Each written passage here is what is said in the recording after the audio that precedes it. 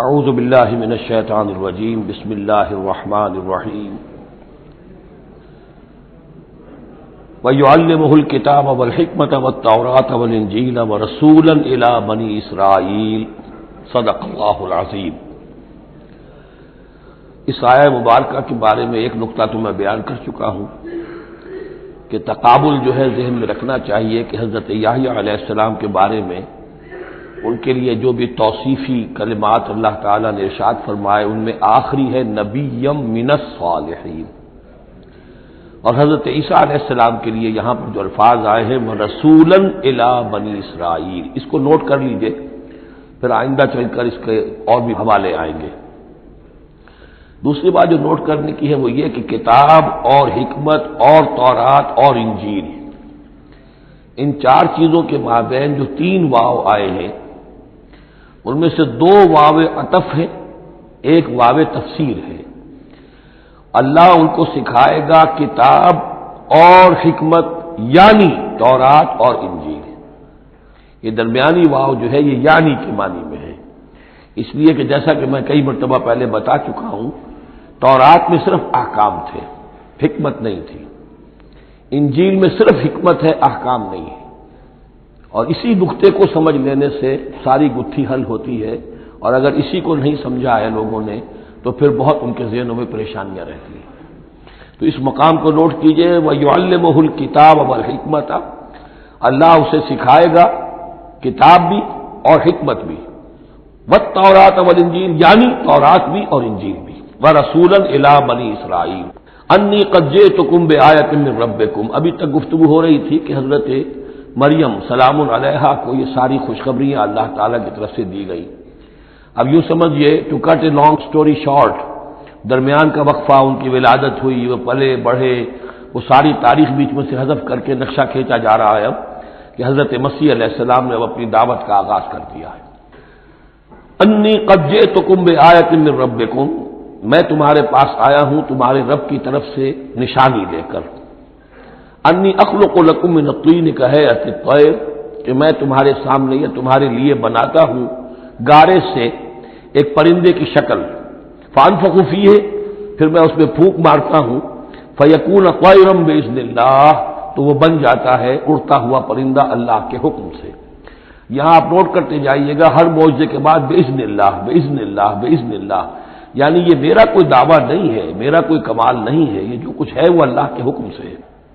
وَأُبْرِئُ الْأَكْمَحَ وَالْأَبْرَصَ وَأُحْيِي الْمَوْتَىٰ بِإِذْنِ اللَّهِ، اور میں شفا دے دیتا ہوں مادرزاد اندھے کو بھی اور کوڑھی کو بھی، اور میں مردہ کو زندہ کر دیتا ہوں بِإِذْنِ اللَّهِ، اللہ کے حکم سے۔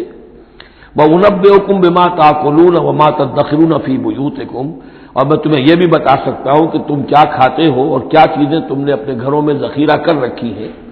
ان فی ذلک لآیۃ لکم، اس میں تمام چیزوں میں تمہارے لیے نشانی ہے، ان کنتم مؤمنین، اگر تم ایمان والے ہو یا ایمان لانا چاہو، یعنی یہ کہ اپنی رسالت کے صداقت اور حقانیت کے دلیل کے طور پر یہ معجزات پیش فرمائے۔ ومصدقا لما بین یدی من التوراۃ، اور میں تصدیق کرتے ہوئے آیا ہوں اس کی کہ جو میرے سامنے موجود ہے تورات میں سے۔ وَلِأُحِلَّ لَكُمْ بَعْضَ الَّذِي حُرِّمَ عَلَيْكُمْ، اور تاکہ میں کچھ حلال قرار دوں تم پر وہ چیزیں جو تم پر حرام کر دی گئی ہیں۔ یہ اصل میں اشارہ ہے سبت کے حکم کے بارے میں، کہ جیسے ہمارے ہاں بھی بعض جو مذہبی مزاج کے لوگ ہوتے ہیں ان میں پھر بڑی سختی پیدا ہو جاتی ہے، غلو کرتے چلے جاتے ہیں دین کے احکام میں۔ تو سبت کے حکم میں یہودیوں نے اس حد تک غلو کر لیا تھا کہ کسی مریض کو دعا کرنا اس کے لیے کہ اللہ اس کو شفا دے دے، یہ بھی نہیں کرنا، کچھ نہیں کرنا، کوئی کام، گویا کہ یہ بھی دنیا کا کام ہے۔ لہذا اس کی ایک انتہا تک وہ پہنچ گئے تھے جن کو آ کے حضرت مسیح علیہ السلام نے اس کی وضاحت کی کہ یہ چیز کے اس کی تقاضوں میں شامل نہیں ہے۔ وَجِئْتُكُم بِآیَةٍ مِّن رَبِّكُمْ، اور میں تمہارے پاس لے کر آیا ہوں نشانی تمہارے رب کی طرف سے، فَاتَّقُوا اللَّهَ وَأَطِیعُونِ، پس اللہ کا تقوی اختیار کرو اور میری اطاعت کرو۔ اِنَّ اللَّهَ رَبِّي وَرَبُّكُمْ فَاعْبُدُوهُ، یقیناً اللہ ہی میرا بھی رب ہے اور تمہارا بھی رب ہے، پس اسی کی بندگی کرو۔ ھذا صراط مستقیم، یہی سیدھا راستہ ہے۔ آپ کو یہی الفاظ ملیں گے سورہ مریم میں انشاءاللہ۔ فلما احس عیسیٰ منہم الکفر، اب پھر دیکھیے وہی درمیانی وقفوں کو چھوڑتے ہوئے یہ دعوت میں کتنا عرصہ لگا، کئی سال کے بعد اب مخالفت ہوئی، اور مخالفت ہوئی ان کے علماء کی طرف سے۔ یہود کے جو علماء تھے شدید ترین مخالفت انہوں نے کی، ان کی مسندوں کو خطرہ ہو گیا، ان کی چودراہٹیں جو ہے وہ خطرے میں پڑ گئی، تو انہوں نے مخالفت کی۔ اور اس وقت تک ظاہر بات ہے کہ یہودیوں پر ان کے علماء کا جو ہے اثر و رسوخ بہت زیادہ تھا۔ فلما احس عیسیٰ منہم الکفر، جب عیسیٰ نے محسوس کیا ان سے کفر کی شدت کہ اب یہ مخالفت پر تل گئے، قال من انصاری اللہ، تو انہوں نے ایک پکار لگائی، ایک ندا دی، ایک دعوت عام دی، کون ہے جو میرے مددگار ہے اللہ کی راہ میں؟ یعنی اب جو کشاکش ہونے والی ہے، جو تصادم ہونے والا ہے، اس میں ایک حزب اللہ بنے گی اور ایک حزب الشیطان ہوگا، کون ہے جو میرا مددگار ہو اللہ، اللہ کے کام میں۔ یہی اصل اساس ہے دین میں کام کرنے کے لیے کہ اسی بنیاد پر کوئی شخص اٹھے کہ میں دین کا یہ کام کرنا چاہتا ہوں، کون ہے جو میرا ساتھ دے۔ یہ ایک بالکل طبعی طریقہ ہوتا ہے جماعت سازی کا، ایک داعی اور داعی پر اعتماد کرنے والے، داعی سے اتفاق کرنے والے لوگ اس کے ساتھی بن جاتے ہیں۔ ساتھی اس کے ذاتی اعتبار سے نہیں ہوتے، اس کی حکومت قائم کرنے کے لیے نہیں، اللہ کی حکومت قائم کرنے کے لیے، اس کی سرداری کے لیے نہیں، اللہ تعالیٰ کے دین کے غلبے کے لیے۔ قال الحواریون نحن انصار اللہ، کہا حواریین نے کہ ہم ہیں اللہ کے مددگار۔ حواری جو ہے اصل میں اس کے معنی ہے دھوبی، جو کپڑے کو دھو کر صاف کر دیتا ہے۔ یہ لفظ پھر آگے بڑھا ہے اپنے کردار کو صاف کرنا، اپنے اخلاق کو صاف کرنا، لیکن چونکہ حضرت مسیح علیہ السلام کی بہت سی جو تبلیغ تھی وہ گلیلی جھیل کے کناروں پر ہوتی تھی۔ اب وہاں ظاہر بات ہے جھیل جو ہے بڑی تھی، وہ سمندر کی طرح ہے، جھیل نہیں ہے، بہت بڑی جھیل ہے، تو وہاں وہ کبھی دھوبی ہوتے تھے، ان میں تبلیغ کرتے تھے، کہیں بچھیرے ہوتے تھے مچھلیاں پکڑنے والے، جا کے انہیں تبلیغ کرتے تھے کہ اے مچھلیوں کے پکڑنے والوں، مچھلیوں کا شکار کرنے والوں، آؤ کہ میں تمہیں انسانوں کا شکار کرنا سکھاؤں۔ اور ان دھوبیوں میں تبلیغ کی ہے، تو ان میں سے کچھ لوگ جو ہے انہوں نے اپنے آپ کو پیش کر دیا۔ قال الحواریون نحن انصار اللہ آمنا باللہ، ہم ایمان لائے اللہ پر، واشہد بأننا مسلمون، تو آپ بھی اب گواہ رہیے گا کہ ہم اللہ کے فرمانبردار ہیں۔ ربنا آمنا بما انزلت، اے رب ہمارے ہم ایمان لے آئے اس پر جو تو نے نازل فرمایا، واتبعنا الرسول، اور ہم اتباع کر رہے ہیں تیرے رسول کی، فاکتبنا مع الشاہدین، تو اے پروردگار ہمارا نام گواہوں میں لکھ لے۔ یہ گواہ یہی ہے کہ جو لفظ اختیار کیا گیا ہے اب عیسائیوں کے خاص فرقے کی طرف سے، یہواز وٹنسز، یہوا کا لفظ جو ہے وہ عبرانی میں خدا کے لیے ہے، خدا کے گواہ، یعنی وہی بات کہ جو قرآن مجید میں آئی ہے، وَكَذَلِكَ جَعَلْنَاكُمْ أُمَّةً وَسَطًا لِتَكُونُوا شُهَدَاءَ عَلَى النَّاسِ وَيَكُونَ الرَّسُولُ عَلَيْكُمْ شَهِيدًا، تو اللہ ہمیں اپنے گواہوں میں ہمارا نام لکھ لے، یہواز وٹنسز۔ فاکتبنا مع الشاہدین، مراد یہ نہیں ہے کہ یہ یہواز وٹنسز وہ لوگ ہیں، میں نے صرف وہ لفظ کی مناسبت کہ انہوں نے یہ لفظ کیوں اختیار کیا ہے، تو یہ لفظ قدیم ہے، اسلامی حکمت اور اسلام کی مصطلحات جو ہیں ان میں اس کی ایک حیثیت ہے۔ وَمَكَرُوا وَمَكَرَ اللَّهُ، اب انہوں نے بھی چالیں چلی اور اللہ نے بھی چال چلی۔ وہ جو ان کے فریسی بیٹھے ہوئے تھے، علماء بیٹھے ہوئے تھے، وہ چالیں چل رہے تھے کسی طرح اس کو پکڑوائیں، کسی طرح، اس لیے کہ وہاں جو حکومت تھی وہ یہودیوں کی نہیں تھی، اگرچہ یہودی ایک بادشاہ تھا، پپٹ کنگ، جیسے کنگ فاروق ہوتے تھے مصر کے اندر، اصل حکومت انگریزوں کی تھی، لیکن کنگ فاروق بیٹھے ہوئے ہیں، اسی طرح کا وہ پپٹ کنگ تھا کہ جو یہودیوں میں سے تھا، اصل حکومت تھی رومیوں کی، اور رومی گورنر پائلیٹس پونٹس وہ وہاں پر موجود تھا، اور اس طرح کی کوئی کیپٹل پنشمنٹ جو ہے وہ یہودی خود نہیں دے سکتے تھے جب تک کہ وہ جو اصل گورنر ہے اس کی طرف سے اس کا حکم صادر نہ کیا جائے، لیکن ان کی مذہبی عدالتیں تھیں، اس میں بیٹھ کر یہ ان کے مفتی، ان کے فریسی، ان کے علماء بیٹھ کے فیصلے کرتے تھے، اور اگر وہ فیصلہ دے دیتے تھے تو ان فیصلوں کی ایگزیکیوشن جو ہے وہ پھر رومن گورنمنٹ کے تھرو، اور وہ ہوتی تھی اس کی جو تنفیذ جو ہے وہ پائلیٹس پونٹس کے ذریعے سے، لہذا ان کے ہاتھ بندھے ہوئے تھے۔ اب کسی طریقے سے پھنسوائیں اس کو، سوال الٹے سیدھے کرنے، ایسے سوال کرنے کہ وہ جواب دیں تو اس میں بغاوت کی بو آ جائے، تو کہیں دیکھو یہ رومیو یہ تمہارا باغی ہے، اس طرح کی وہ چالیں چل رہے تھے۔ وَمَكَرُوا وَمَكَرَ اللَّهُ، اللہ کی اپنی چال تھی۔ اب اللہ کی چال کیا تھی، اب اس کی تفصیل قرآن میں نہیں ہے، یعنی یہ کہ ان کے حواریین میں سے ہی ایک نے دھوکہ دیا اور حضرت مسیح علیہ السلام کو گرفتار کروایا۔ اب اس کے بعد اللہ تعالیٰ نے جو کچھ انجیل برنباس میں ہے، قرآن میں نہیں ہے، حدیث میں نہیں ہے، ہمارے اولین جو مفسرین ہیں ان کے ہاں بھی نہیں ہے، لیکن یہ انجیل برنباس، ایونجیلیم برنابے، جو پوپ کی لائبریری سے برآمد ہوئی ہے اس کے اندر یہ تفصیل ہے کہ جس حواری نے آپ کو غداری کر کے پکڑوایا تھا، گرفتار کروایا تھا، اس کی شکل حضرت مسیح کی بدل دی اللہ نے، اور وہ پکڑا گیا، سولی وہ چڑھا ہے، اور حضرت مسیح پر وہ ہاتھ ڈال ہی نہیں سکے، بلکہ جس باغ میں آپ روپوش تھے، جیسے ایک کوٹڑی سی بنی ہوئی تھی جس میں کوئی آلات وغیرہ رکھ دیتے ہیں، اس باغ میں وہ روپوش تھے اور اس کوٹڑی میں عبادت کر رہے تھے، باقی جو ان کے حواری ہیں 12 وہ باہر تھے۔ اس وقت وہ سٹک گیا، ایک شخص وہاں سے چپکے سے گیا کہ اب میں پکڑواؤں گا، اور جا کر جو ہے وہ سپاہیوں کو لے آیا، رات کے وقت نیلے لے کر آئے، انہوں نے کہا میں اندر جاؤں گا، جسے میں کہوں اے ہمارے استاد بس پکڑ لینا وہی مسیح ہے، اس لیے کہ رومیوں کو کیا پتا تھا وہ مسیح کون ہے، وہ تو یہودی ہے، لہذا جیسے ہمارے ہاں پولیس والوں کو کیا پتا وہ آئے ہیں، آئیڈینٹیفائی کون کرے گا، تو اس نے کہا کہ میں کہوں گا اے میرے آقا میرے استاد بس پکڑ لینا۔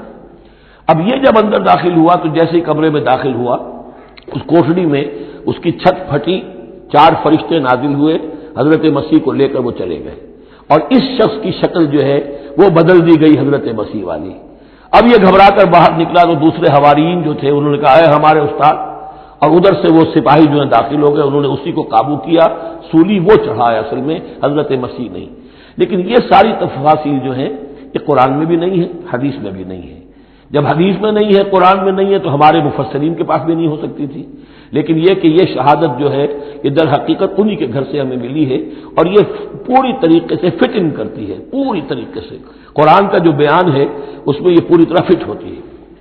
وَمَكَرُوا وَمَكَرَ اللَّهُ، انہوں نے اپنی سی چالیں چلی، اللہ نے اپنی چال چلی، وَاللَّهُ خَيْرُ الْمَاكِرِينَ، اور اللہ تعالیٰ جو ہے وہ بہترین چال چلنے والا ہے۔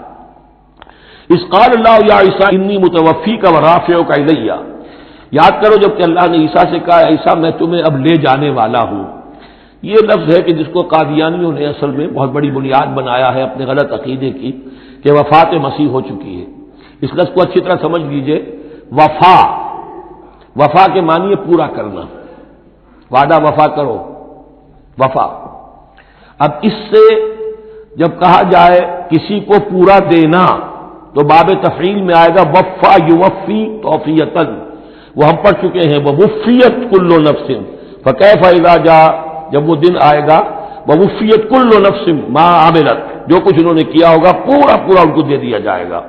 یہ دیکھ لیجئے آیت نمبر 25، فکیف اذا جمعناہم لیوم لا ریب فیہ ووفیت کل نفس ما کسبت وہم لا یظلمون، ہر ایک کو بھرپور پورا پورا بدلہ اس کے اعمال کا دے دیا جائے گا۔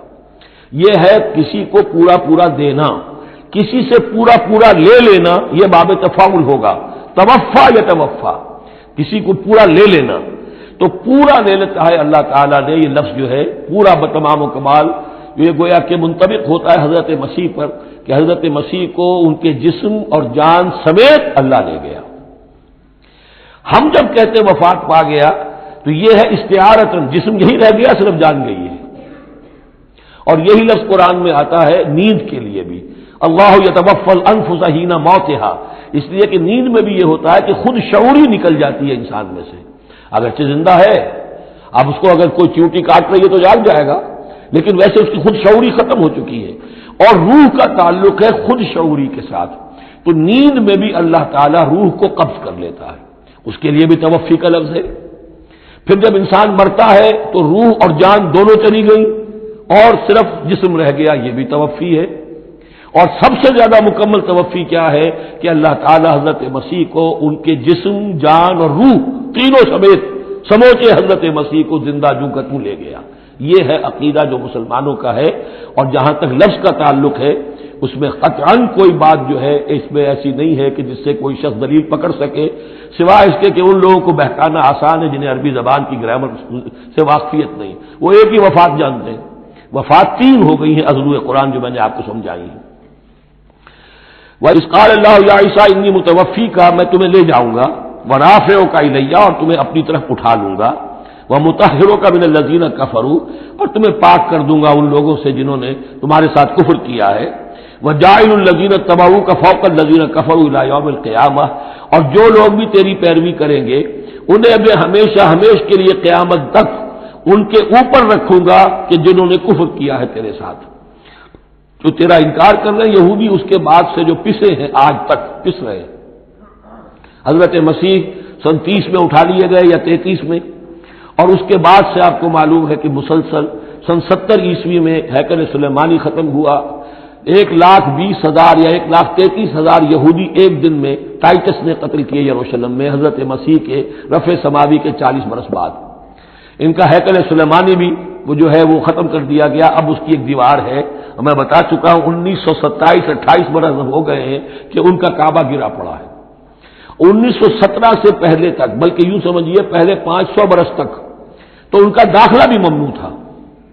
یہ تو حضرت عمر کے ہاتھوں جب فتح ہوا ہے، یہ ڈائسپورا کا ان کا پیریڈ کہلاتا ہے۔ ایک پیریڈ ان کا کیپٹیوٹی کا تھا، جبکہ وہ نیبوکڈنیزر لے گیا تھا انہیں اور بیبیلونیا میں قید میں رکھا ہے، وہ ہے ان کا پیریڈ آف کیپٹیوٹی۔ اس کے بعد واپس آئے حضرت عزیر کے زمانے میں، دوبارہ دوسرا ٹیمپل بنایا، اس کے بعد یہ ٹیمپل سن 70 عیسوی میں ختم ہوا، اور ڈائسپورا کہلاتا ہے کہ منتشر ہو جانا۔ انہیں وہاں سے نکال دیا گیا تھا کہ تم دفع ہو جاؤ یہاں سے، فلسطین میں تم نہیں رہ سکتے۔ کوئی روس چلا گیا، کوئی ہندوستان چلا گیا، کوئی مصر چلا گیا، کوئی اور یورپ چلا گیا، پوری دنیا میں پھیل گئے۔ یہ ڈائسپورا اولاً ختم ہوا ہے حضرت عمر رضی اللہ تعالیٰ عنہ کے ہاتھ سے، جب فتح ہوا ہے یروشلم۔ اس وقت حضرت عمر نے اس کو یروشلم کو اوپن سٹی قرار دیا کہ یہاں عیسائی بھی آ سکتے ہیں، مسلمان بھی آ سکتے ہیں، یہودی بھی آ سکتے ہیں، یہ سب کا مشترک شہر ہے۔ لیکن جو عیسائی تھے یروشلم کے، انہوں نے جب ہینڈ اوور کیا تھا، فتح نہیں کیا تھا مسلمانوں نے یروشلم، ایک ٹریٹی کے تحت، ایک معاہدے کے تحت ہینڈ اوور کیا تھا۔ اس معاہدے میں یہ شرط انہوں نے لکھوائی تھی کہ یہودیوں کو یہاں آباد ہونے کی اجازت نہیں دیں گے۔ چنانچہ یہ اجازت تو ہو گئی حضرت عمر کے زمانے سے کہ آ سکتے ہیں، زیارت کر سکتے ہیں، لیکن یہاں رہ نہیں سکتے، پراپرٹی پرچیز نہیں کر سکتے، کوئی مکان نہیں بنا سکتے، سیٹل نہیں ہو سکتے۔ یہ رہا ہے جب تک کہ موجود رہی ہے اسلامی خلافت۔ ترکوں نے بھی اجازت نہیں دی، بڑی سے بڑی رشوتیں یہودیوں نے دینی چاہیے انہیں، اور در حقیقت خلافت کا خاتمہ جو کروایا یہودیوں نے، وہ اس لیے کہ انہیں یہ نظر آتا تھا کہ اس خلافت کے ہوتے ہوئے ہمارے لیے ممکن نہیں رہے گا کہ ہم کسی طرح بھی فلسطین میں دوبارہ آباد ہو سکیں۔ لیکن پھر برطانیہ کے جو وزیر تھا بالفور، اس کے ذریعے سے انہوں نے بالفور ڈیکلریشن 1917 میں حاصل کیا ہے، پھر ان کو حق ملا ہے کہ یہ یہاں آ کر جائیداد بھی خرید سکتے ہیں، سیٹل بھی ہو سکتے ہیں، اور اس کے یوں سمجھیے کہ 31 برس کے بعد پھر اسرائیل کی ریاست وجود میں آئی ہے۔ یہ تاریخ ذہن میں رہے۔ اگرچہ 1917 کے بعد سے انہیں کچھ سانس تو مل گیا ہے، اب ایک طرح سے محسوس ہوتا ہے کہ دنیا میں بڑے اقتدار پر ہیں، مٹھی بھر ہیں، یہ زیادہ سے زیادہ 13-14 ملین ہے، 1.5 کروڑ سے بھی کم، لیکن پوری دنیا کی سب معیشت جو ہے اس کا بڑا حصہ ان کے کنٹرول میں ہے۔ لیکن پھر بھی یہ سب کچھ جو ہے وہ عیسائیوں کی سپورٹ کی وجہ سے ہے۔ اگر عیسائی ان کی مدد نہ کریں تو ان کا تو یوں سمجھیے کہ ٹکڑے اڑا کر رکھ دیں عرب ایک دن میں۔ لیکن اب پیچھے پوری امریکہ کی حکومت ہے، امریکہ کے حواریین ہیں، خاص طور پر west white Anglo Saxon Protestants, امریکہ اور برطانیہ، وہ تو گویا کہ ان کے در خرید ہے ایک طرح سے، اور بھی جو ممالک ہیں عیسائی اب یہ فتح کر چکے ہیں ان سب کو، عیسائیوں کے اوپر ان کا غلبہ ہے۔ اس لیے اب جو شکل ہے وہ بھی یہ ہے کہ ان کا وجود ہے یہی کہ عیسائی ہے اوپر، اور یہ مانوی طور پر سازشی انداز میں انہیں کنٹرول کر رہے ہیں۔ اذ قال اللہ یا عیسیٰ انی متوفیک ورافعک الی ومطہرک من الذین کفروا وجاعل الذین اتبعوک فوق الذین کفروا الی یوم القیامہ ثم الی مرجعکم فاحکم بینکم فیما کنتم فیہ تختلفون۔ پھر تم سب جو ہے تمہارا لوٹنا میری ہی طرف ہے، اور پھر میں تمہیں بتا دوں گا اور فیصلہ کر دوں گا تمہارے مابین ان باتوں میں جن میں تم اختلاف کر رہے تھے۔ فاما الذین کفروا فاعذبهم عذابا شدیدا فی الدنیا والآخرہ، تو وہ لوگ کہ جو کفر کی روش اختیار کریں گے میں انہیں عذاب دوں گا، بہت سخت عذاب، دنیا میں بھی اور آخرت میں بھی۔ وما لهم من ناصرین، اور نہیں ہوں گے ان کے لیے کوئی مددگار۔ واما الذین آمنوا وعملوا الصالحات، اور جو ایمان لائیں گے اور نیک عمل کریں گے، فیوفیہم، اب دیکھیے وفا یوفی دینا، پورا پورا دینا، تو ان کو وہ پورا پورا دے گا، اجورہم، ان کا اجر۔ واللہ لا یحب الظالمین، اللہ ظالموں کو پسند نہیں کرتا۔ ذالک نتلوہ علیک من الآیات والذکر الحکیم، یہ وہ چیزیں ہیں جو ہم آپ کو پڑھ کر سنا رہے ہیں، گویا کہ یہاں بھی پس منظر میں حضرت جبرائیل علیہ الصلوۃ والسلام ہے کہ یہ اللہ تعالیٰ کی آیات ہے اور ذکر حکیم ہے جو ہم آپ کو پڑھ کر سنا رہے ہیں۔ ان مثل عیسیٰ عند اللہ کا مثل آدم، عیسیٰ کی مثال اللہ کے نزدیک آدم کی سی ہے۔ خلقہ من تراب ثم قال له کن فیکون، اسے بنایا مٹی سے پھر کہا ہو جا، وہ ہو گیا۔ اب یہ آیت وہ ہے قرآن مجید میں کہ جو لوگ بھی اسپیشل کریشن کے قائل ہیں کہ حضرت آدم کسی ایوولوشن کے نتیجے میں کسی اسپیشیز کے وجود میں آنے کے بعد اس کے ایک فرد کی حیثیت سے نہیں ان کا استفاع ہوا، بلکہ وہ اسپیشلی کریٹ کیے گئے ہیں مٹی سے براہ راست، ان کے حق میں یہ آیت دلیل ہے۔ تو یہ جو بھی نظریات ہیں ابھی، کیونکہ ایوولوشن بھی ہے تو وہ بھی نظریہ ہے، تھیوری آف اسپیشل کریشن ہے وہ بھی نظریہ ہے، نظریوں کے بعد میں انسان ادھر ادھر کوئی رائے رکھ سکتا ہے، ابھی یہ کوئی طے شدہ حقائق نہیں ہے۔ ان میں ہم غور کر سکتے ہیں کہ قرآن مجید میں کس مقام پر کس چیز کے لیے کوئی تائید یا کوئی تھوڑی سی توثیق نکلتی ہے۔ اللہ کے نزدیک تو عیسیٰ کی مثال ایسے ہی ہے جیسے آدم، اسے مٹی سے بنایا اور کہا کن فیکون۔ تو اب اگر اسپیشل کریشن کا معاملہ ہے تو نہ باپ نہ ماں، بغیر باپ اور بغیر ماں کے تو کیا وہ الہ بن گئے؟ بنانے والا تو اللہ ہے۔ حضرت عیسیٰ ماں تو ہے باپ نہیں ہے، حمل تو ہوا ہے، 9 مہینے ماں کے پیٹ میں تو رہے ہیں، تو وہ تو آدم سے کم معاملہ ہوا تخلیق میں اعجاز کے اعتبار سے۔ اور حضرت اس سے کم تر ذرا دیکھ لو تو بوڑھے پھوس حضرت زکریا اور بوڑھی پھوس ان کی اہلیہ جو ساری عمر بانج رہی اور ان کو اللہ نے اولاد دے دی۔ تو یہ سارے جو ہے معجزات ہیں، اللہ کا اختیار ہے جو چاہے کرے، اس سے کسی کی الوہیت کی دلیل نہیں نکلتی۔ الحق من ربک، یہ حق ہے آپ کے رب کی طرف سے، فلا تکن من الممترین، تو ہرگز نہ ہو جانا اس میں شک کرنے والوں میں سے۔ فمن حاجک فیہ، تو اے نبی جو بھی اس معاملے میں آپ سے اب بھی حجت بازی کرے، جھگڑا کرے، بحث کر رہا ہے، ابھی سینگ الجھا رہا ہے بحث کے اندر، من بعد ما جاءک من العلم، جبکہ آپ کے پاس تو العلم آ چکا، آپ جو بات کہہ رہے ہیں وہ علی وجہ البصیرت کہہ رہے ہیں، فقل تعالوا، تو اب آخری چیلنج کیا ہے؟ کہہ دیجئے اچھا آؤ۔ یہ جو ان کا آیا تھا، 2 بڑے بڑے ان کے لاٹ پادری تھے، ابو حارثہ ابن علقمہ اور قرظ بن علقمہ، اور ان کی سرکردگی میں 70 افراد تھے جو کہ نجران سے آئے تھے۔ یہ سارا کئی دن معاملہ چلتا رہا اور پھر آخر میں حضور سے کہا گیا اچھا آپ مباہلہ کیجیے، قل، ان سے کہہ دیجئے تعالوا، آؤ، ندعو ابناءنا وابناءکم، آؤ ہم بلاتے ہیں اپنے بیٹوں کو، تم بلاؤ اپنے بیٹوں کو، ونساءنا ونساءکم، ہم بلا لیتے ہیں اپنی عورتوں کو، تم بلاؤ اپنی عورتوں کو، وانفسنا وانفسکم، اور ہم بھی آ جاتے ہیں تم بھی آ جاؤ، ثم نبتہل، پھر ہم گڑ گڑا کر اللہ سے دعا کریں، فنجعل لعنت اللہ علی الکاذبین، تو ہم کہیں کہ اللہ جو ہم میں سے جھوٹا ہو اس پر لعنت کر دے۔ یہ مباہلہ ہے، اور یہ مباہلہ ہوتا ہے کب؟ جبکہ احقاق حق ہو چکے، بات پوری واضح ہو جائے، آپ کو یقین ہو کہ یہ میرا مخاطب جو ہے بات سمجھ گیا ہے، صرف ضد میں اڑا ہوا ہے، اس وقت پھر یہ مباہلہ آخری شے ہوتی ہے تاکہ ظاہر ہو جائے۔ اگر تو واقعتاً اسے یقین ہے تو وہ مباہلہ کی چیلنج قبول کر لے گا، اور اگر دل میں چور ہے، وہ جانتا ہے کہ حق بات تو اسی کی ہے، اور لہذا پھر وہ مباہلہ نہیں کرے گا۔ چنانچہ یہی ہوا، انہوں نے مباہلے سے انکار کیا، فرار کی راہ اختیار کی اور ایسے ہی چلے گئے۔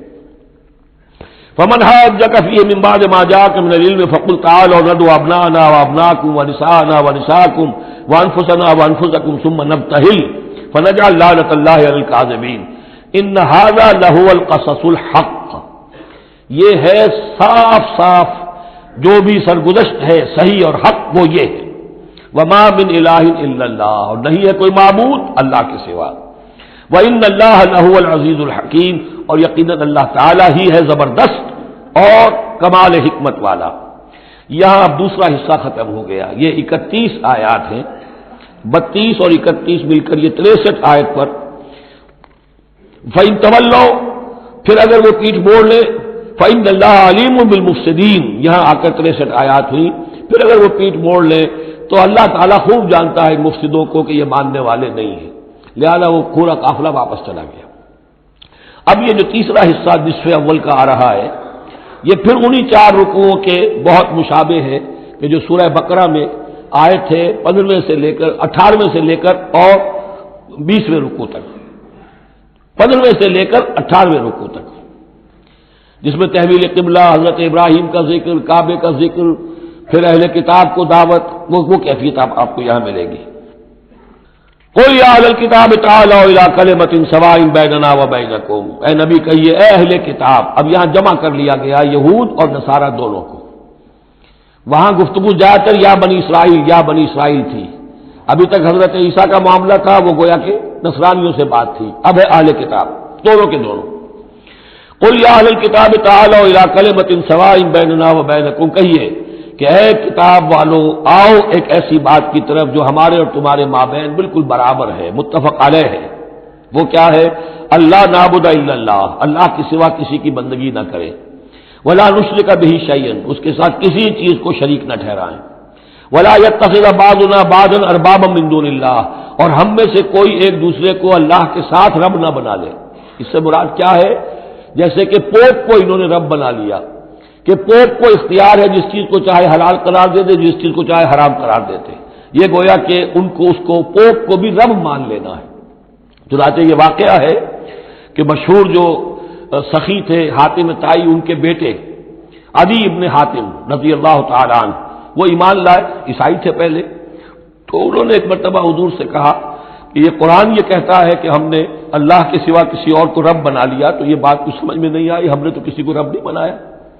تو انہوں نے فرمایا کیا یہ صحیح نہیں ہے کہ تمہارے جو پادری کہہ دیں، جو پوپ کہہ دیں کہ یہ حق ہے، یہ صحیح ہے، یہ جائز ہے، اس کو تم جائز مان لیتے ہو، جس کو وہ کہہ دیں حرام ہے حرام مان لیتے ہو؟ کہ جی ایسا تو ہے۔ تو یہ حق جو ہے یہ صرف اللہ کا ہے، اور جو اس حق کو اختیار کرتا ہے وہ گویا رب ہونے کا دعویٰ کرتا ہے۔ اب یہ ساری قانون سازی جو شریعت کے خلاف کی جا رہی ہے، یہ خدائی کا دعویٰ ہے جو لوگ کر رہے ہیں بیٹھے ہوئے، اور ان ہاؤسز میں پہنچنے کے لیے جو بےتاب ہوتے ہیں اور اس کے لیے کروڑوں روپیہ خرچ کرتے ہیں، جہاں جا کر یا تو پہلے طے ہو جائے یا کوئی قانون سازی کتاب و سنت کے منافی نہیں ہو سکتی، پھر جائیے، پھر وہاں پر جا کر قانون سازی کتاب و سنت کے دائرے کے اندر اندر کیجیے۔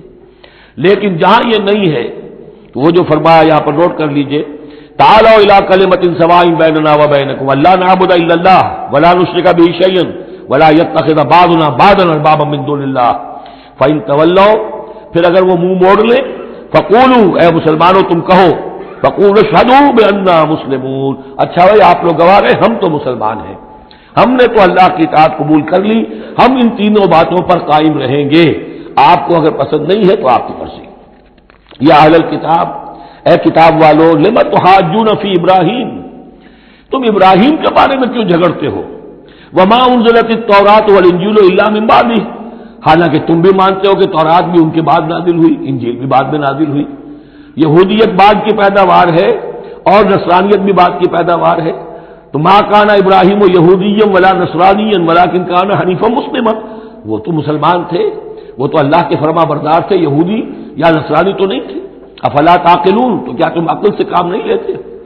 حال تم ہؤلاء حاججتم فیما لکم بہ علم، دیکھو یہ تم لوگ اب تک جو بھی باتیں کرتے رہے ہو، تم نے مباحثہ کیا ہے، وہ ان چیزوں کے بارے میں بھی ہے جس کا تمہیں کچھ علم ہے۔ فلم تحاجون فیما لیس لکم بہ علم، ایسی چیزوں کے بارے میں حجت بازی کیوں کرتے ہو جن کے لیے تمہارے پاس کوئی دلیل ہی نہیں، کوئی بنیاد نہیں، کوئی علم نہیں؟ ابراہیم کو کیا قرار دو گے، نصرانی یا یہودی؟ واللہ یعلم وانتم لا تعلمون، اللہ جانتا ہے تم نہیں جانتے۔ ما کان ابراہیم یہودیا ولا نصرانیا، اچھی طرح تمہیں بھی معلوم ہے ابراہیم نہ یہودی تھے نہ نصرانی تھے، ولکن کان حنیفا مسلما، وہ تو اللہ کے فرما بردار تھے بالکل یکسو ہو کر۔ وما کان من المشرکین، اور نہ ہی وہ مشرکوں میں سے تھے۔ گویا کہ تین طبقات جو موجود تھے عرب میں اس وقت، یا مشرکین عرب تھے، وہ بھی اپنے آپ کو منسوب کرتے تھے، وہ تو چونکہ نسل تو حضرت اسماعیل کی ہے تو وہ بھی کہتے تھے ہمارا رشتہ ابراہیم سے ہے، یہودی بھی نصرانی بھی، لیکن فرمایا ابراہیم جو ہے وہ نہ یہودی تھے نہ نصرانی تھے نہ مشرک تھے۔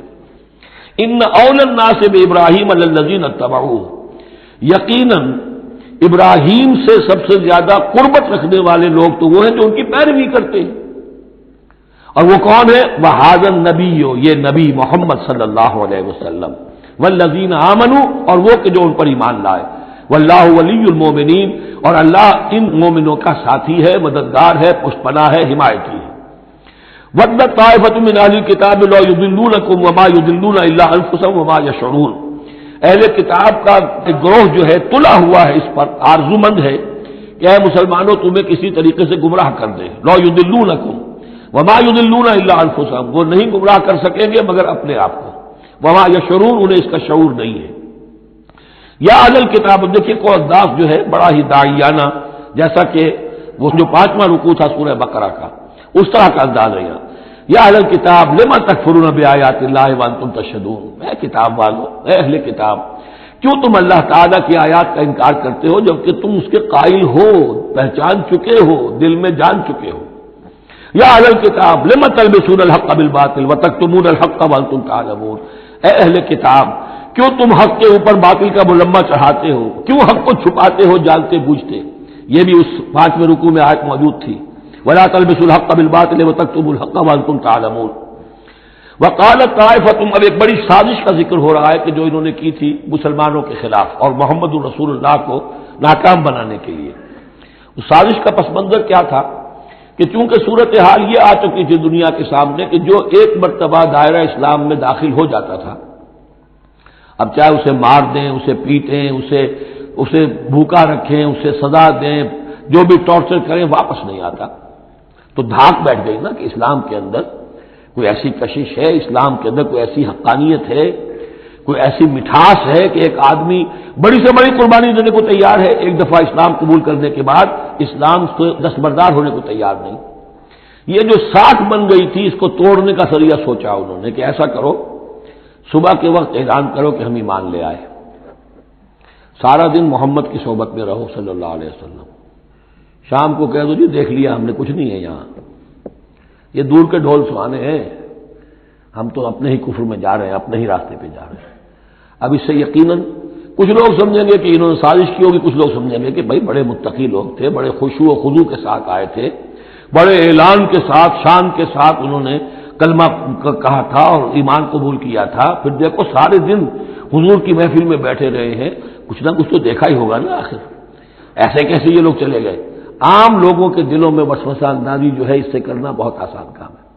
وہ سازش تھی جو بنائی، اور اسی کا اصل میں تعلق ہے قتل مرتد کی سزا۔ اسلامی ریاست میں اس سازش کا راستہ روکنے کے لیے یہ سزا تجویز کی گئی ہے کہ جو شخص ایمان لے آئے پھر کفر میں جائے گا تو قتل کر دیا جائے گا، کیونکہ اسلامی ریاست کی بنیاد ہے، آئیڈیولوجیکل ریاست ہے یہ، ایمان اور اسلامی تو اس کی بنیاد ہے، اس کی جڑوں کو کھولنے والی جو چیز ہو سکتی ہے اس کی تو پوری جو ہے اس کی بندش اور اس کا سد باب ہونا چاہیے۔ وقالت طائفۃ من اہل الکتاب آمنوا بالذی انزل علی الذین آمنوا وجہ النہار، اور اہل کتاب کے گروہ نے یہ طے کیا ایمان لاؤ اس چیز پر جو نازل کی گئی ہے ان اہل ایمان پر صبح کے وقت، دن چڑھے، وکفروا آخرہ، اور اعلان کفر کر دو دن کے آخر میں، لعلہم یرجعون، شاید ان میں سے بھی کچھ لوٹ آئیں، اندر سے جا کے کچھ لوگوں کو تو گھسیٹ لائیں گے ہم کہ وہ جو ہے وہ بھی اسلام کو چھوڑ دیں، وہ مشتبہ ہو جائے معاملہ، ان پر وسوسہ پیدا ہو جائے۔ وَلَا تُؤْمِنُوا إِلَّا لِمَن تَبِعَ دِينَكُمْ، اور دیکھو ہرگز ایمان نہ لانا مگر اسی چیز پر کہ جو تمہارے دین کی پیروی کرے، ماننی اسی کی بات ہے۔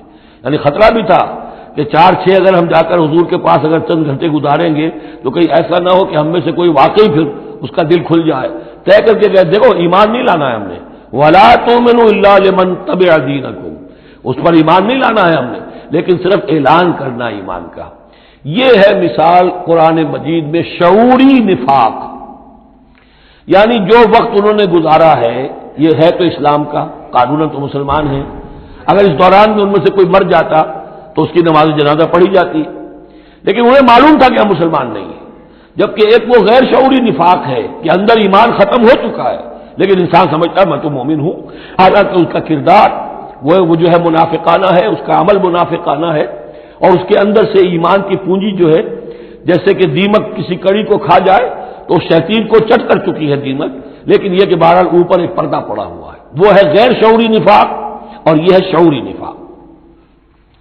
قل ان الہدی ھدی اللہ، اے نبی ان سے کہہ دیجئے دیکھو اصل ہدایت تو اللہ کی ہدایت ہے، ان یؤتی احد، اب یہاں پر پھر ان کا قول آ رہا ہے کہ دیکھو ایمان نہ لانا، ان یؤتی احد مثل ما اوتیتم، مبادا کسی کو وہ شے دے دی جائے جو تمہیں دی گئی تھی۔ یہ رسالت، یہ مذہبی پیشوائی، یہ تو ہماری میراث تھی، ہم اگر انہیں مان لیں گے تو وہ چیز ہم سے ان کو منتقل ہو جائے گی، لہذا ماننا تو نہیں ہے، لیکن یہ کہ ان کی بہرحال کسی طریقے سے ہوا اکھیڑنے کے لیے ہمیں یہ کام کرنا ہے۔ اور یحاجوکم عند ربکم، یا تمہارے خلاف حجت قائم کریں اللہ کے نزدیک۔ قل ان الفضل بید اللہ، کہہ دیجئے ان سے کہ فضل کل کا کل اللہ کے ہاتھ میں ہے، یؤتی ہے من یشاء، وہ جس کو چاہتا ہے دیتا ہے۔ اس نے 2000 برس تک ایک منصب پر تمہیں فائز رکھا، اب جو ہے تم اس منصب کے نااہل ثابت ہو چکے ہو، تمہیں معزول کر دیا گیا، اور اب ایک نئی امت ہم نے بنائی ہے اور اس کو اس مقام پر نصب کر دیا ہے، انسٹالیشن ہو چکی ہے۔ واللہ ذو الفضل العظیم قل ان الفضل بید اللہ یؤتیہ من یشاء واللہ واسع علیم، اللہ بہت وسعت والا اور جاننے والا ہے۔ یختص برحمتہ من یشاء، وہ مختص کر لیتا ہے اپنی رحمت کے لیے جس کو چاہتا ہے۔ واللہ ذو الفضل العظیم، اللہ بڑے فضل کا مالک ہے۔ ومن اہل الکتاب، اب یہاں ایک اور نقطہ سمجھ لیجئے کہ برے سے برے گروہ کے اندر بھی کہیں نہ کہیں کوئی افراد اچھے بھی ہوتے ہیں۔ داعی کے لیے یہ ضروری ہے کہ ان کو بھی مینشن کرتا رہے کہ ان میں اچھے لوگ بھی ہیں، تاکہ وہ جو لوگ ہیں ان کے دلوں کے اندر نرمی پیدا ہو۔ اسی طرح برے سے برے آدمی میں کوئی اچھائی بھی ہے، آپ اگر اسے دعوت دے رہے ہیں حق کی طرف، اس میں جو اچھائی ہے اس کو مانیے، تاکہ اسے معلوم ہو کہ اسے مجھ سے قد نہیں ہے، دشمنی نہیں ہے، جو میری بات واقعی اچھی ہے اس کو تو یہ تسلیم کر رہا ہے، لیکن جو بات غلط ہے اس کو رد کر رہا ہے۔ تو یہ دعوت کا اور تبلیغ کا بہت اہم حصہ ہے۔ اگر آپ ٹوٹلی نگیٹ کر دیں گے تو وہ بھی کہے گا کہ یہ بھی اندھا بہرا ہے تو میں بھی اندھا بہرا رہوں، یہ میری اچھائی کو بھی نہیں دیکھ سکتا، صرف میری برائی نظر آ رہی ہے۔ اور اگر وہ سمجھے کہ میری برائی کی بھی صحیح نشاندہی کر رہا ہے، جو میری اچھائی ہے اس کو بھی مان رہا ہے، تو اس کا دل کھلے گا، وہ آپ کی بات سنے گا۔ وَمِنْ أَهْلِ الْكِتَابِ مَنْ إِنْ تَأْمَنْهُ بِقِنْطَارٍ، اہل کتاب میں سے ایسے بھی ہیں کہ اگر ان کے پاس تم امانت رکھوا دو ڈھیروں مال، یؤدہ الیک، وہ تمہیں پورا پورا واپس کر دیں گے، امانت دار ان میں موجود ہیں۔ وَمِنْهُمْ، اور ان میں سے ایسے بھی ہیں، مَنْ إِنْ تَأْمَنْهُ بِدِینَارٍ، ان کے پاس اگر ایک دینار بھی امانت رکھوا دو، لا یؤدہ الیک، وہ تمہیں واپس نہیں کرے گا، ادا نہیں کرے گا تمہیں، الا ما دمت علیہ قائما، الا یہ کہ تم اس کے سر کے اوپر کھڑے ہو جاؤ، مسلط ہو جاؤ، تب تو دے دے گا، ورنہ نہیں دے گا۔ اچھا، یہ ہے ان کے اکثر کا کردار، لیکن جو بھی تھوڑے بہت تھے ان میں ان کی اچھائی کا بھی ذکر کر دیا۔ اور بالفعل اس قسم کے کردار کے لوگ جو ہیں وہ عیسائیوں میں تھے، یہودیوں میں تو نہ ہونے کے برابر تھے، لیکن اہل کتاب کا مسئلہ ہو رہا ہے، اس میں یہ دونوں گروپ موجود ہیں۔ ذالک بانہم، اور یہودیوں میں یہ کردار کیوں آ گیا ہے، کیوں بے ایمانی خیانت کیوں آ گئی؟ ذالک بانہم قالوا لیس علینا فی الامیین سبیل، یہ اس لیے کہ انہوں نے یہ عقیدہ گھڑ لیا ہے کہ ان امیین کے بارے میں ہم پر کوئی ملامت نہیں ہے۔ یہ اچھی طرح سمجھ لیجئے، یہودیوں کا یہ عقیدہ تورات میں نہیں ہے، لیکن اصل جو کتاب ہے ان کی مذہبی وہ تورات نہیں ہے، تالمود ہے۔ یوں سمجھیے کہ تورات تو ہے ام الکتاب ان کی جو بھی ہے، لیکن جو ان کا ساری شریعت ہے، جو ان کے ضوابط ہیں، قوانین ہیں، قواعد ہیں، عبادات کی تفاصیل ہیں، وہ سب ہیں تالمود میں۔ اور تالمود میں یہ بات موجود ہے کہ یہودی کے لیے یہودی سے جھوٹ بولنا حرام، غیر یہودی سے جیسے چاہو جھوٹ بولو، یہودی کے لیے کسی یہودی کا مال ہڑپ کرنا ناجائز حرام، غیر یہودی جینٹائلز اور گوئمز ان کا مال جس طرح چاہو دھوکے سے بائی ہوک بائی کروک جس طرح چاہو ہڑپ کرو، تو یہ ہمارے اوپر مواخذہ ہی نہیں ہے، اس لیے کہ یہ جو لوگ ہیں غیر یہودی یہ انسان ہے ہی نہیں، یہ اصل میں انسان نما حیوان ہے، اور ان سے فائدہ اٹھانا ہمارا حق ہے، جیسے کہ گھوڑے کو تانگے میں جوتنا انسان کا حق ہے، بیل کو اپنے حل کے اندر جوت لینا یہ انسان کا حق ہے، تو ہمارا حق ہے ان حیوانوں سے ہم جو چاہے لوٹ لیں، کھسوٹ لیں، ان کی رضامندی سے لے لیں، ظلم کریں، اس میں ہم پر کوئی پکڑ نہیں ہوگی، کوئی محاسبہ نہیں، یہ تالمود میں باقاعدہ لکھا ہوا ہے۔ ذالک بانہم قالوا، اس لیے کہ ایک پکچر بھی اس پر بنی ہے جو امریکہ کے عیسائیوں نے بنائی ہے، the other side of Israel, جس میں کہ انہوں نے ایک شخص نے ایک یہودی کتب خانے میں جا کر کتابیں نکال کر پھر اس کے اوپر نشان لکھا کر یہ چیزیں لکھی ہوئی ہیں، کیا یہودیت کا جو اصل چہرہ ہے وہ اس ڈاکومنٹری کے اندر، ویڈیو کے اندر واضح کر دیا گیا ہے ان کی کتابوں کے حوالے سے۔ ذالک بانہم قالوا لیس علینا فی الامیین سبیل، یہ اس لیے ہے ان میں یہ خیانت اور بے ایمانی اور جھوٹ اور دغا کہ انہوں نے یہ عقیدہ گھڑ لیا ہے کہ غیر یہودی لوگوں کے بارے میں ہم سے کوئی پرسش ہی نہیں ہے، کوئی ہمارے اوپر کوئی ذمہ داری ہے ہی نہیں۔ وَيَقُولُونَ عَلَى اللَّهِ الْكَذِبَ وَهُمْ يَعْلَمُونَ، اور وہ تو اللہ تعالیٰ کی طرف نسبت دے رہے ہیں، منسوب کر رہے ہیں جھوٹ کو، اور وہ جانتے بوجھتے کر رہے ہیں، ان کے علماء جانتے ہیں۔ بَلَىٰ مَنْ أَوْفَىٰ بِعَهْدِهِ وَاتَّقَىٰ فَإِنَّ اللَّهَ يُحِبُّ الْمُتَّقِينَ، کیوں نہیں، جو کوئی بھی اللہ کے ساتھ کیا ہوا اپنے عہد کو پورا کرے گا اور تقویٰ کی روش اختیار کرے گا تو اللہ تعالیٰ کو تو متقین پسند ہے۔ ان الذین یشترون بعہد اللہ وایمانہم ثمنا قلیلا، یقیناً وہ لوگ کہ جو اللہ تعالیٰ سے جو عہد انہوں نے کیا تھا اسے فروخت کرتے ہیں اور اپنی قسموں کو فروخت کرتے ہیں حقیر سی قیمت پر، جب دیکھتے ہیں کہ ہماری بات لوگ جو کچھ شک کر رہے ہیں، اچھا جی ہم خدا کی قسم کھا کر کہتے ہیں کہ ایسا ہے. اب یہ جھوٹی قسمیں. ثمنا قلیلا اولئک لا خلاق لهم فی الاخرہ، یہ وہ لوگ ہیں کہ جن کے لیے کوئی حصہ نہیں ہے آخرت میں. ولا یکلمهم اللہ، نہ اللہ ان سے کلام کرے گا. ولا ينظر الیہم یوم القیامہ، اور نہ ان کی طرف نگاہ کرے گا قیامت کے دن. ولا یزکیہم، نہ ان کو پاک کرے گا. یہ بھی سورہ بقرہ میں تقریباً پورا مضمون آ چکا ہے. ولہم عذاب علیم، ان کے لیے دردناک عذاب ہے. وَإِنَّ مِنْهُمْ لَفَرِيقًا يَلْوُونَ أَلْسِنَتَهُمْ بِالْكِتَابِ، اور ان میں سے ایک گروہ ایسا بھی ہے جو اپنی زبان کو توڑتا مروڑتا ہے کتاب کو پڑھتے ہوئے. وہ الفاظ کو ذرا سا ادھر ادھر سے مروڑ کر معنی اور پیدا کر لیتے تھے. ان سے کہا گیا حتہ کہو تو ہنتا بنا دیا، بجائے اس کے کہ اللہ ہماری گناہ جھاڑ دے، ہمیں گیہوں دے. انہوں نے کہنا ہے تم نے سمعنا وأطعنا، سمعنا وعصینا، تو وہ اسی طریقے کا معاملہ وہ کرتے تھے. اس سب تورات کو پڑھتے ہوئے بھی جب دیکھا کہ جو سائل آیا ہے وہ فتویٰ مانگ رہا ہے، اس کی پسند کچھ اور ہے، تو الفاظ کو توڑ بروڑ کر پڑھ کر کہہ دیا کہ دیکھو یہ کتاب کے اندر موجود ہے. وَإِنَّ مِنْهُمْ لَفَرِيقًا يَلْوُونَ أَلْسِنَتَهُمْ بِالْكِتَابِ لِتَحْسَبُوهُ مِنَ الْكِتَابِ، تاکہ تم سمجھو کہ وہ کتاب میں سے ہے. وَمَا هُوَ مِنَ الْكِتَابِ، وہ کتاب میں سے نہیں ہوتا. وَيَقُولُونَ هُوَ مِنْ عِنْدِ اللَّهِ، اور وہ کہتے ہیں یہ اللہ کی طرف سے ہے. وَمَا هُوَ مِنْ عِنْدِ اللَّهِ، جبکہ وہ اللہ کی طرف سے نہیں ہوتا. فَوَيْلٌ لِّلَّذِينَ يَكْتُبُونَ بِأَيْدِيهِمْ، یہ پڑھ چکے ہیں سورہ بقرہ کے اندر بھی کہ وہ لوگ کہ جو اپنے ہاتھوں سے لکھتے ہیں کہتے ہیں کہ اللہ کی طرف سے ہے. وَيَقُولُونَ عَلَى اللَّهِ الْكَذِبَ وَهُمْ يَعْلَمُونَ، وہ اللہ پر جھوٹ تہمت باندھتے ہیں جانتے بوجھتے. مَا كَانَ لِبَشَرٍ أَن يُؤْتِيَهُ اللَّهُ الْكِتَابَ وَالْحُكْمَ وَالنُّبُوَّةَ، کسی انسان کا یہ کام نہیں ہے، کسی انسان کے شایہ نشان نہیں ہے کہ اللہ تعالیٰ نے تو اس کو کتاب دی ہو، حکمت دی ہو، نبوت دی ہو. ثم یقول للناس کونوا عبادا لی من دون اللہ، پھر وہ لوگوں سے کہنے لگے کہ میرے بندے بن جاؤ اللہ کو چھوڑ کر. یہ اشارہ ہو رہا ہے اب نصرانیوں کی طرف کہ تمہارے طرف ہم نے رسول بھیجے، عیسیٰ ابن مریم کو ہم نے بھیجا، انہیں کتاب دی، ان کو حکم دیا، ان کو حکمت دی، نبوت دی، معجزات دیے، اور انہوں نے تو یہ اس کا کوئی امکان نہیں کہ وہ یہ کہتے کہ مجھے بنا لو اللہ کے سوا اپنا معبود.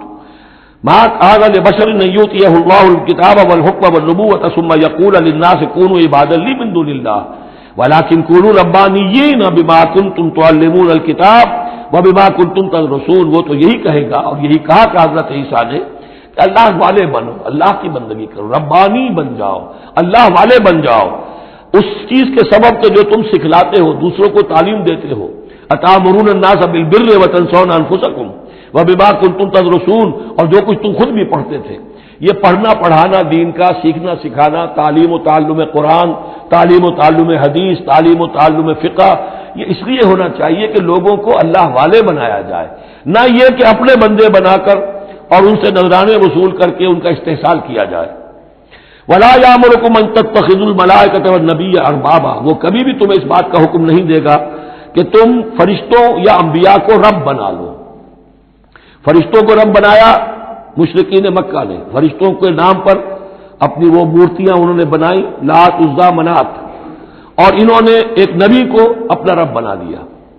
ایامرکم بالکفر بعد اذ انتم مسلمون، تو کیا وہ ایسا بندہ اللہ کا جس کو اللہ نے نبوت سے سرفراز کیا ہو، کیا تمہیں وہ کفر کا حکم دے گا جبکہ تم مسلم ہو چکے ہو، تم نے فرما برداری اختیار کر لی ہے.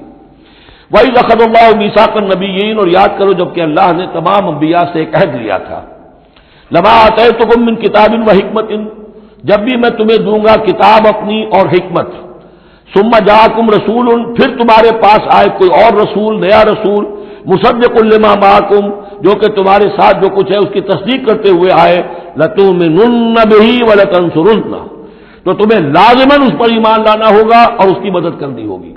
چونکہ انبیاء کا ایک سلسلہ چل رہا تھا، ہر نبی جو ہے آئندہ کی پیشن گوئی کر کے گیا ہے، اور یہ بھی ختم نبوت کے بارے میں بہت بڑی دلیل ہے کہ ایسی کسی شے کا ذکر قرآن میں یا حدیث میں نہیں ہے، بلکہ اس کے برعکس ہے کہ نبوت مجھ پر ختم ہو گئی ہے.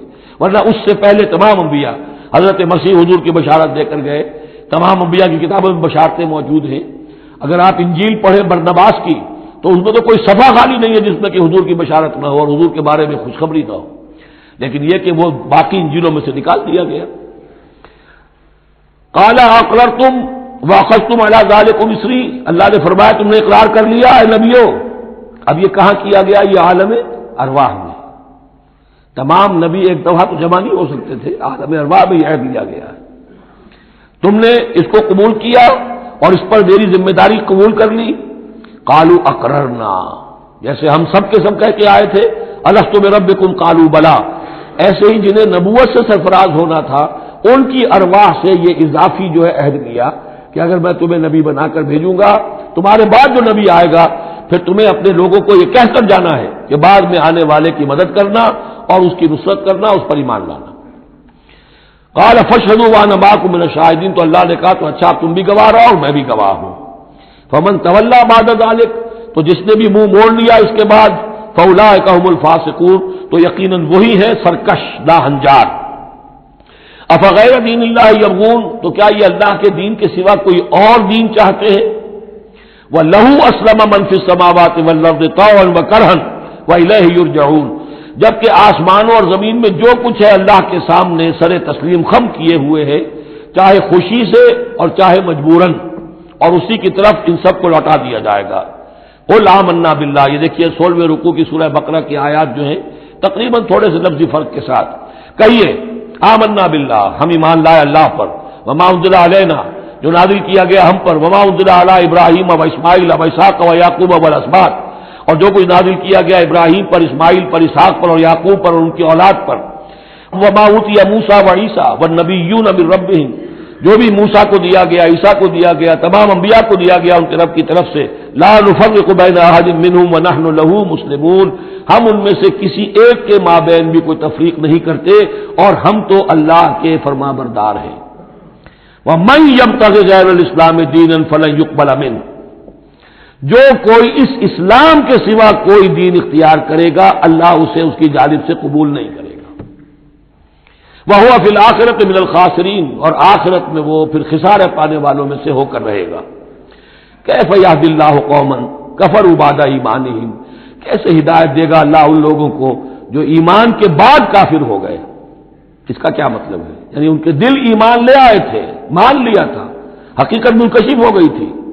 جیسے سورۃ النمل میں ہم پڑھیں گے وَجَحَدُوا بِهَا وَاسْتَيْقَنَتْهَا أَنفُسُهُمْ ظُلْمًا وَعُلُوًّا، انہوں نے انکار تو کیا لیکن ان کی جی نے، دل نے ان کے یقین کر لیا تھا کہ بات صحیح ہے۔ دل اقراری ہے، زبان انکاری ہے۔ زبان انکاری کیوں ہے؟ ظلمًا وعلوا، حق تلفی کرنے کے لیے اور اپنی سربلندی کے لیے، اپنی چودراہٹ کے لیے، بغیم بینہم، ورنہ دل ان کے ایمان لا چکے تھے۔ تو کیف یہدی اللہ قوما کفروا بعد ایمانہم، کہ جب حق منکشف ہو گیا، دل نے گواہی دے دی کہ حق ہے، پھر بھی کفر کیا۔ وشہدوا ان الرسول حق، اور انہوں نے گواہی دی کہ رسول حق ہے، آپس میں باتیں کرتے تھے۔ چنانچہ روایت میں آتا ہے کہ جو علقمہ کے دو بیٹے جو ہیں ابو حارثہ اور کرز، جب یہ چلے تھے یمن سے، نجران سے، تو کہیں ٹھوکر لگی کرز کے گھوڑے کو، تو اس نے کہا کہ سلامت، ہلاک ہو جائے وہ دور والا، یعنی جس کی طرف ہم جا رہے ہیں، محمد کی طرف صلی اللہ علیہ وسلم۔ اس پر بڑے بھائی نے کہا، ابو حارثہ نے، تعیست امک، تیری ماں ہلاک ہو جائے۔ اس نے کہا کیوں؟ میں نے تو محمد کو کہا تھا، جو کچھ کہا تھا، تمہیں کیوں اس طرح برا لگا؟ انہوں نے کہا تمہیں معلوم نہیں ہے وہ وہی نبی ہیں، ہم پوری طرح جان چکے ہیں وہ وہی نبی ہیں، ان کی شان میں گستاخی نہیں کریں گے، پکڑے جائیں گے ہم، وہ نبی ہیں اور وہی ہیں جن کے ہم منتظر تھے۔ انہوں نے کہا پھر مانتے کیوں نہیں؟ تم جانتے ہو ان بادشاہوں نے ہمیں بڑا مقام دیا ہوا ہے، رومن امپائر کے تحت تھے یہ لوگ اور مصر کی حکومت کے، اور انہوں نے ہمیں مقام دے رکھا ہے، ہمیں دولت دی ہے، ہمیں مال دیا ہے، ہمیں حیثیت دی ہے، مراتب دیے ہیں، اگر ہم نے محمد کو مان لیا تو سب چھن جائیں گے۔ یہ باقاعدہ روایت میں موجود ہے۔ ابھی آتے ہوئے تو جاتے ہوئے کیا حال ہوگا آپ اس کا اندازہ کیجئے، جبکہ مباہلے سے فرار کر کے گئے ہیں۔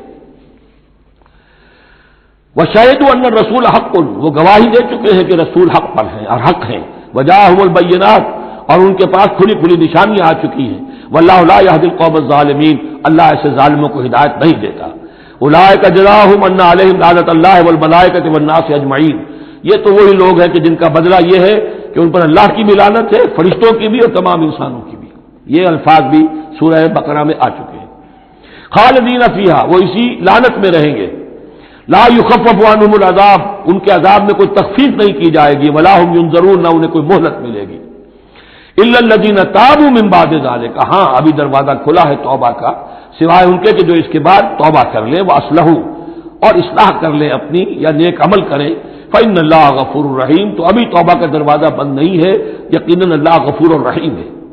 ان الذین کفروا بعد ایمانہم ثم ازدادوا کفرا لن تقبل توبتہم، جو لوگ جنہوں نے کفر کیا اپنے ایمان کے بعد، حق کو پہچان لینے کے بعد، چاہے زبان سے مانا ہو یا نہ مانا ہو، پھر اگر وہ کفر کرتے ہیں یا ایمان کے بعد زبان سے مرتد ہو جاتے ہیں، ثم ازدادوا کفرا، پھر وہ اپنے کفر میں بڑھتے چلے گئے، لن تقبل توبتہم، ان کی توبہ کبھی قبول نہیں ہوگی، واولئک هم الضالون، اور وہ تو یقیناً گمراہوں میں سے ہیں۔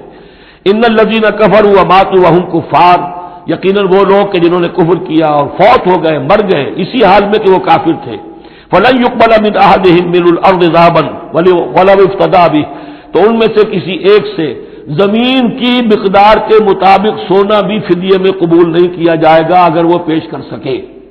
اب ظاہر بات ہے یہ محال ہے، ناممکن ہے، لیکن یہ کہ بات سمجھانے کے لیے کہ وہاں پر کوئی فدیہ نہیں ہے، زمین کے حجم کے برابر بھی سونا دے کر اور کوئی چھوٹنا چاہے گا تو نہیں چھوٹے گا۔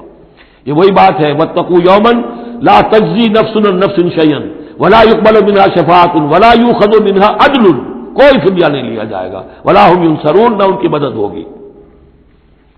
اولئک لهم عذاب علیم، یہ وہ لوگ ہیں کہ جن کے لیے ہے دردناک عذاب، وما لهم من ناصرین، اور نہیں ہوں گے ان کے لیے مدد کرنے والے۔ لن تنالوا البر حتى تنفقوا مما تحبون وما تنفقوا من شيء فإن الله به عليم۔ اس آیت کا حوالہ میں دے چکا ہوں آیا بر کے ضمن میں کہ یہ جو نیکی ہے، مظاہر نیکی میں سے، عملی نیکی میں سب سے بڑی، سب سے پہلی، سب سے مقدم انسانی ہمدردی، اور انسانی ہمدردی میں اپنا مال خرچ کر سکنا، اور مال بھی وہ کہ جو محبوب ہو، ردی ہو، دل سے اتر گیا ہو، بوسیدہ ہو گیا ہو، وہ کسی کو دے کر اور سمجھا جائے کہ حاتم طائی کی قبر پر لات مار دی میں نے، تو وہ حماقت ہے اپنی جگہ پر۔ لن تنالوا البر حتى تنفقوا مما تحبون، تم ہرگز نہیں پہنچ سکو گے نیکی کے مقام کو جب تک کہ خرچ نہ کرو اس میں سے جو تمہیں پسند ہے۔ وما تنفقوا من شيء فإن الله به عليم، اور جو کچھ بھی تم خرچ کرو گے اللہ کو اس کا علم ہے۔ کل طعام كان حلا لبني اسرائيل الا ما حرم اسرائيل على نفسه من قبل ان تنزل التوراة، یہ بھی ایک جھگڑا تھا، یہودی کرتے تھے کہ ان کی شریعت میں اونٹ کا گوشت حرام تھا، حضور نے آ کر جو حرام چیزوں کا اعلان کیا اس میں اونٹ کا گوشت حرام نہیں ہے۔ ان کا اگر شریعت یہ وہی ہے، اگر شریعت موسوی ہے تو یہ تغیر کیسے ہو گیا؟ اس کی حقیقت بتائی ہے کہ تورات کے نزول سے قبل حضرت یعقوب علیہ السلام کو ذاتی جیسے بات ہوتی ہے کہ شاید ناپسند ہے، انہوں نے اونٹ کا گوشت اپنے اوپر حرام کر لیا تھا، جیسے حضور نے اپنی دو ازواج مطہرات کی دلجوئی کے لیے بعض چیزیں جو حلال تھیں ان کی قسم کھا لی، یا ایھا النبی لما تحرم ما احل اللہ لک تبتغی مرضات ازواجک، یہ چیز ان کے ہاں روایت کے طور پر چلی آ رہی تھی، تو اللہ نے فرمایا لاؤ تورات اور دکھاؤ کہاں لکھا ہوا۔ تورات کے نزول سے پہلے یہ شکل حضرت یعقوب علیہ السلام کی تھی، اس کی تم پیروی کر رہے ہو۔ تو کھانے پینے کی وہ چیزیں جو اسلام نے حلال کی ہیں، کل طعام کان حلا لبنی اسرائیل، وہ بنی اسرائیل کے لیے بھی حلال تھی، الا ما حرم اسرائیل علی نفسہ، سوائے ان چیزوں کے کہ جنہیں حرام ٹھہرا لیا تھا اسرائیل، اسرائیل سے مراد حضرت یعقوب اللہ کے بندے عبداللہ، علی نفسہ ہی، اپنی جان پر، من قبل ان تنزل التوراہ، اس سے پہلے کہ تورات نازل ہو، اس لیے کہ یہ تو 300-400-500 سال کا فصل ہے حضرت یعقوب میں اور نزول تورات میں۔ قل فاتوا بالتوراۃ فاتلوها، اے نبی ان سے کہیے تم جو اعتراض ہم پر کر رہے تو لاؤ تورات اور پڑھو اور دکھاؤ ان کنتم صادقین، اگر تم سچے ہو۔ شریعت تورات کے اندر کہیں بھی اونٹ کے گوشت کی حرمت نہیں ہے۔ فمن افترى علی اللہ الکذب من بعد ذلک فاولئک هم الظالمون، اور جو لوگ اس کے بعد بھی اللہ کی طرف جھوٹ منسوب کرتے رہے تو یہ لوگ ظالم ہیں۔ اب ان سے کیا آدمی گفتگو کرے؟ قل صدق اللہ، کہہ دیجئے اللہ نے جو کچھ کہا صحیح فرمایا، فاتبعوا ملت ابراہیم حنیفا، بس پیروی کرو ملت ابراہیم کی جو یکسو تھے یا یکسو ہو کر، یہ حنیفہ کا لفظ دونوں طرف جا سکتا ہے، ابراہیم کی صفت یہ حال حنیفہ، اور یہ اتباع کا حال بھی ہو سکتا ہے۔ فاتبعوا ملت ابراہیم حنیفہ، یکسو ہو کر، بعد کی تمام تقسیمات سے بلندتر ہو کر جو ابراہیم کا طریقہ ہے اس کی پیروی کرو۔ وما کان من المشرکین، اور مشرکین میں سے نہیں تھے۔ ان اول بیت وضع للناس للذی ببکہ، یقیناً پہلا گھر جو لوگوں کے لیے بنایا گیا اللہ کی عبادت کے لیے وہ وہی ہے جو بکہ میں ہے۔ بکہ اور مکہ یہ دو در حقیقت ایک ہی لفظ کے لیے دو پروننسیشن سے. ان اول بیت وضع للناس الذی ببکۃ مبارکا وہدی للعالمین، برکت والا ہے اور تمام جہان والوں کے لیے ہدایت کا ذریعہ ہے. فیہ آیات بینات المقام ابراہیم، اس میں آیات بینات ہے. ترتیب دیکھ لیجئے، وہاں کے 4 رکوع جو تھے ان میں پہلے اس کا ذکر ہوا تھا، پھر باقی ساری گفتگو تھی. یہاں ترتیب الٹ گئی ہے، ساری گفتگو کے بعد اب آخر میں یہ حصہ جو ہے تیسرا اس کا وہ ختم ہو رہا ہے اس نصف اول کا، اور آخر میں تذکرہ حضرت ابراہیم کا ہے. مضامین وہی ہے، ترتیب بدل گئی. فی آیات بینات، اس میں تو بڑی روشن نشانیاں موجود ہیں. مقام ابراہیم، جیسے مقام ابراہیم. ومن دخلہ کان آمنا، اور جو بھی اس میں داخل ہو جاتا ہے امن میں آ جاتا ہے. بدترین پورے عرب کے اندر خوریزی ہوتی تھی، لیکن حرم میں اپنے باپ کے قاتل کو بھی اگر دیکھ لیتے تھے تو کچھ نہیں کہتے تھے. یہ ایسی روایت اس حرم کی رہی ہے اور آج تک ہے اللہ کے فضل و کرم سے کہ وہاں پر امن ہی امن ہے، دار الامن. من دخلہ کان آمنا وللہ علی الناس حج البیت من استطاع الیہ سبیلا. اور للہ علی الناس، اب لام اور علی کو یہاں نوٹ کر لیجئے، اللہ کا حق ہے لوگوں پر کہ وہ حج کرے اس کے گھر کا، جو بھی استطاعت رکھتا ہو اس کے سفر کی. للہ علی الناس، اللہ کا حق ہے لوگوں پر حج البیت، حج کرنا بیت اللہ کا. من استطاع الیہ سبیلا، جو بھی استطاعت رکھتا ہو راستے کی، سفر کی. ومن کفرا، اب یہاں کفرا کے معنی کیا ہوں گے؟ جو استطاعت کے باوجود حج نہیں کرتا وہ گویا کہ کفر کرتا ہے.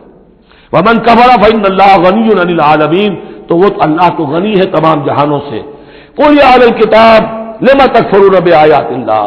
اب آخری یہ آیات ہے، بڑا ہی انداز جو ہے جھنجھوڑنے کا، اور جیسے کہ پیئرسنگ آئیز کے ساتھ دیکھ کر کسی سے بات کی جائے اور اس کے یعنی نگاہیں گاڑ کر اس پر. قل یا اہل الکتاب لم تکفرون بآیات اللہ، کیوں اللہ کی آیات کا انکار کر رہے ہو؟ واللہ شہید علی ما تعملون، اور جبکہ جو کچھ تم کر رہے ہو اللہ اسے دیکھ رہا ہے. قل یا اہل الکتاب لم تصدون عن سبیل اللہ، کہہ دیجیے ہے کتاب والو کیوں روکتے ہو روکتے ہو. سدا یا سد دونوں معنی دیتا ہے، لازم بھی متعدی بھی.